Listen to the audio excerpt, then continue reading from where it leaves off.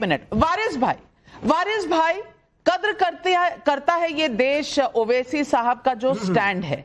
आपकी राजनीति एक तरफ, आपकी देशभक्ति दूसरी तरफ, और दोनों में कोई मिक्सचर नहीं है। राजनीति का समय तो सारा साल रहता है, युद्ध इस तरह के कभी कभी होते हैं कि 22 मिनट में 9 टेरर के ठिकाने बिल्कुल खत्म कर दिए जाएं, और फिर पाकिस्तान जवाब देने की हिमाकत करे तो उनके air defence system, radar system भी ध्वस्त हो, और उसके बाद एयर बेसिस, 11 एयर बेसिस भी ध्वस्त हो गए। लेकिन ये बात विपक्ष को समझ क्यों नहीं आ रही? यही विपक्ष है ना जो सबूत मांग रहा था सर्जिकल स्ट्राइक के, बालाकोट स्ट्राइक के। आज प्रधानमंत्री ने जब कह दिया कि हम तो कैमरा लेकर गए थे क्योंकि सबूत गैंग तो सबूत मांगता है, तो इनको मिर्ची लग गई। अब प्रेम चोपड़ा बुलाने लग गए, अब परेश रावल बुलाने लग गए। क्या इस तरह की ओछी राजनीति इस वक्त सही है? देखिए नविका जी, पहलगाम अटैक के फौरन बाद जो पहली ऑल पार्टी मीटिंग हुई थी, उसी मीटिंग में हमारे पार्टी प्रेसिडेंट मौजूद थे। तमाम विपक्ष ने जब भी ये कहा था कि भारत सरकार पाकिस्तान के खिलाफ आतंकवाद को खत्म करने के लिए जो भी कदम उठाएगी, हम उसके साथ खड़े रहेंगे। हम हमारे भारतीय जवानों के साथ कांधे से कांधा मिलाकर खड़े थे, खड़े हैं, खड़े रहेंगे। और वाकई में हमारे भारतीय जवानों ने कर दिखाया। पहले ही दिन ऑपरेशन सिंदूर के पाकिस्तान में घुसकर उनके गढ़ में जाकर 9 आतंकवादी कैंप को नस्तो नाबूद कर दिया, 100 से करीब आतंकवादी को खत्म कर दिया। तो हम तो हमारे भारतीय जवानों को सैल्यूट करते, सलाम करते। और अब जो डेलीगेशन गया है, डेलीगेशन का हिस्सा हमारे पार्टी प्रधान असद ओवैसी साहब भी है। और देखिए, पहली मर्तबा असद ओवैसी साहब ने पाकिस्तान को नहीं गिरा। इसके पहले भी जब वो पाकिस्तान गए थे, तब भी जाके उन्होंने पाकिस्तान में बैठ के उनकी खाद उधेड़ के आई थी। और इस बार तो साफ है, ये दुनिया को बताना बहुत जरूरी है नविका जी कि पाकिस्तान किस तरह से टेररिज्म को बढ़ावा देता है, किस तरह से टेररिज्म को पनाह देता है, और उसका विक्टिम भारत हो चुका है। हमने देखा है 26/11, हमने देखा है पुलवामा, अब ये हो गया पहलगाम। इसमें तो उन्होंने दरिंदगी की पूरी हद पार कर दी। पाकिस्तान के आतंकवादियों ने आकर पहलगाम में बेगुनाह बेकसूर पर्यटकों को अब नाम पूछकर, किसी का मजहब पूछकर, उनके बीवी बच्चों के सामने कोल्ड ब्लडेड उनका मर्डर कर दिया। अब ये दरिंदगी की हद पार कर चुका था पाकिस्तान। अब भारत ने ऑपरेशन सिंदूर किया, सैल्यूट है जवानों को, उसमें कोई सियासत नहीं होनी चाहिए। देखिए, मेरा शहजाद पूनावाला के साथ बीजेपी के प्रवक्ता है, उनके साथ 10 साल में 100 मर्तबा झगड़ा हुआ होगा, लफड़ा हुआ होगा, हर टॉपिक के ऊपर हम डिसएग्री किए होंगे। देखो, डेमोक्रेसी की खूबसूरती भी एग्री टू डिसएग्री। मगर जब भी टीम है ना बीजेपी के, नेशनल सिक्योरिटी का सवाल आ गया, तो जब भारत देश का सवाल आ गया, तो नेशन फर्स्ट। तो हम ये इल्जाम बी टीम लगाओ, डी टीम लगाओ, देखो हमको यहाँ पे नेशनलिज्म, पेट्रियोटिज्म का सर्टिफिकेट के लिए कुछ नहीं कर रहे, हम किसी की चमचागिरी करने के नहीं कर रहे। देश से मोहब्बत है, देश से प्यार है। देखो, वारिस पठान पैदा हुआ भारत में, और इंशाअल्लाह वारिस पठान मरेगा तो दफनाया भी जाएगा भारत की मिट्टी में। मोहब्बत है हमको, इसमें कोई सियासत नहीं करता। हाँ, पॉलिटिकल डिफरेंसेस होते रहेंगे, एग्री टू डिसएग्रीमेंट चलता रहेगा, मगर देश का जब सवाल आ गया तो 140 करोड़ भारतीय एक प्लेटफॉर्म पे एक साथ खड़े हुए हैं, हमारे जवानों के साथ खड़े थे, खड़े रहेंगे। अब इसमें कुछ लोग जो सियासत की बात करते हो नहीं होना चाहिए। अब देखिए, कल ही जाके असद साहब ने कितना धोया है कुवैत के अंदर बैठकर। उन्होंने यहां तक बता दिया कि पाकिस्तान का जो सो कॉल्ड फील्ड मार्शल है असीम मुनीर, वो एक तस्वीर दे रहे, तो चाइना के 219 की वो है, प्राइम मिनिस्टर को दे रहे तस्वीर। अरे उन्होंने यहां तक कहा कि अब कॉपी करने के ऊपर कहा कि नकल करने के लिए भी अकल की जरूरत पड़ती है। यानी बताया कि पाकिस्तान इतना बेवकूफ देश है, इतना बेवकूफ, एक तो दूसरों के पैसों के ऊपर पलने वाला देश है, भीख मंगा है, और वो हमारे ऊपर आंख उठा रहा है। तो उसको ये जवाब वहां पर बैठकर देना बहुत जरूरी था, और दिया उन्होंने। और मुझे बहुत फख्र है कि हम लोग ये कि भाई असद भाई ये लफ्ज आपके मुंह से क्यों नहीं निकल पा रहे? पाकिस्तान पर नहीं, प्रधानमंत्री पर आपका धावा क्यों है?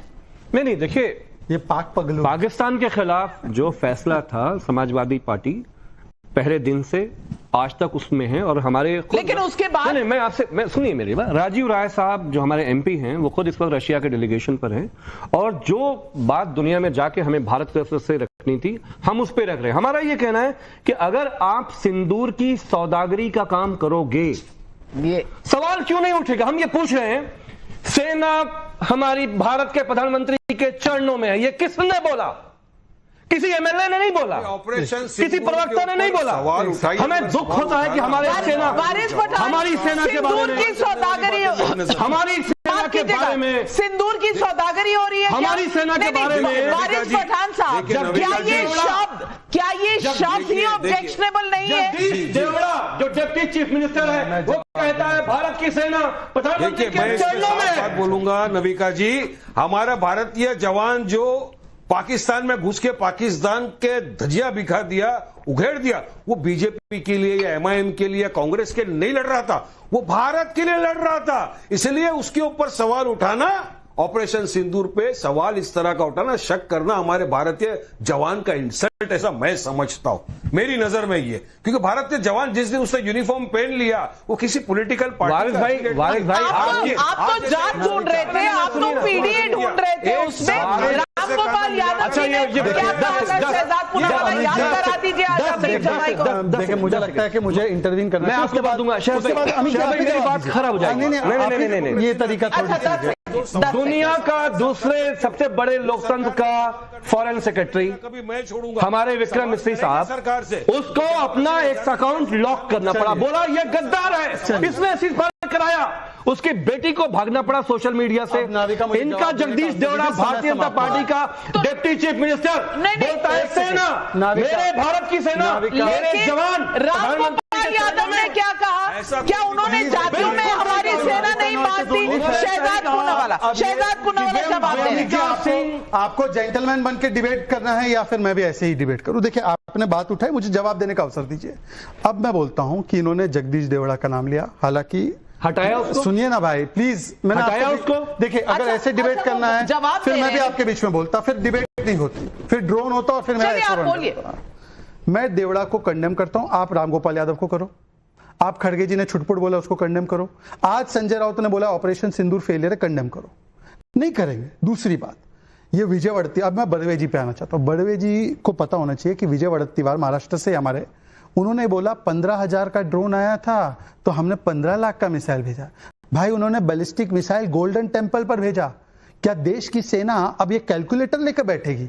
और ये आप क्या कभी कोविड के एक्सपर्ट, कभी वैक्सीन एक्सपर्ट, कभी मिसाइल एक्सपर्ट, कभी ड्रोन एक्सपर्ट बन जाते हैं? और आखिरी बात मैं पूछना चाहता हूं, ये देखो, ये जो परेश रावल है, उन्होंने एक मूवी की थी अंदाज अपना अपना, उसमें उनका कैरेक्टर था तेजा।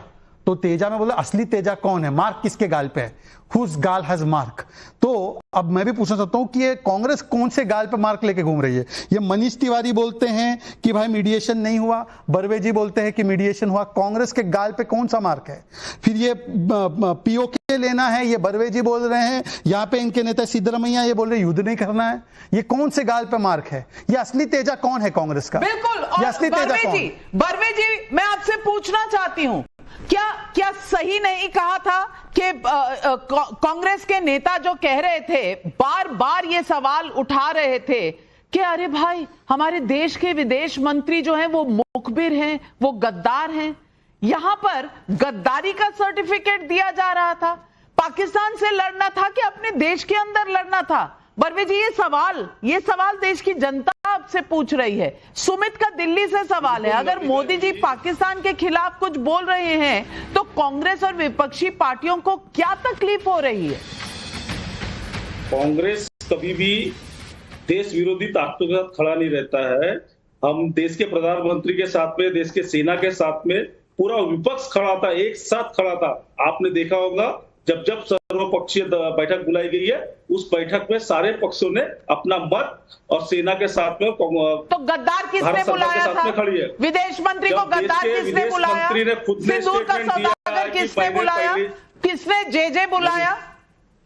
नविका जी, सबसे पहले आप विदेश मंत्री से पूछिए कि आपने ऐसा स्टेटमेंट क्यों दिया कि मैंने पहले ही बता दिया था पाकिस्तान को हम हमला करने वाले हैं। ये किसने स्टेटमेंट दिया? सुशांत सरीन, आप समझा दीजिए। ये कितनी बार समझाया जा चुका है, लेकिन कांग्रेस पार्टी को समझ क्यों नहीं आ रहा? समझा दीजिए। नहीं, पाकिस्तान प्रॉब्लम समझ आ रही है, लेकिन वो समझना चाहते नहीं है और दिखाना चाहते हैं कि उनको समझ नहीं आ रही। एक ही सवाल को बार बार उठाएंगे, उसका स्पष्टीकरण आप कर भी दें तब भी उठाएंगे। आप बार बार स्पष्टीकरण करें या बार बार उठाएंगे, वही सवाल बार बार उठाएंगे। सिंपल सी बात है, अगर इनको नहीं समझ में आया था, उसका कई बारी विदेश मंत्री ने भी, विदेश मंत्रालय ने भी, तमाम सरकारी स्तर पर उसका क्लैरिफिकेशन हो गया है। ऑपरेशन के शुरू होने से पहले पाकिस्तान को कोई इंफॉर्मेशन नहीं दी थी कि हम आपको मारने वाले हैं।